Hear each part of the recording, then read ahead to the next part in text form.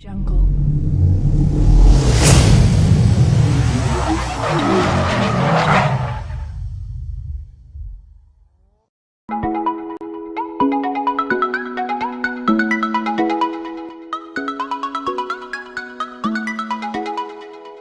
The idea of giving cars a rapid model cycle and built-in obsolescence was born in the US, but it has long since spread to the rest of the world.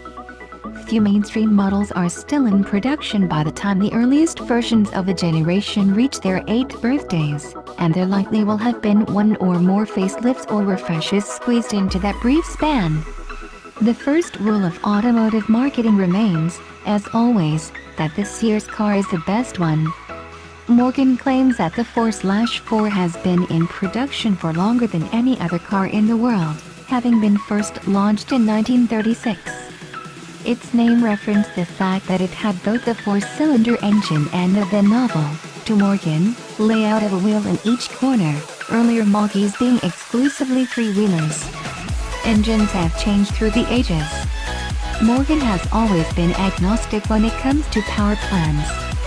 The Series 2 launched with a 1.1-liter Ford side-valve engine that produced just 36 horsepower in standard form, 40 horsepower with the optional twin carburetor competition package. The modern car uses a Ford Duratec 1.6-liter inline-4 with 110 horsepower that's pretty much identical to the engine in the base Fiesta as sold in the United Kingdom. This sends torque through a 5-speed Mazda manual gearbox, the same transmission that's fitted to the 3-wheeler. The 4/4's lightweight construction and a curb weight of roughly 1,900 pounds mean that, in terms of power to weight, it's pretty much an Edwardian Miata. The secret of Morgan appreciation is to reset your expectations. By modern standards, it is deeply flawed in almost every dynamic regard.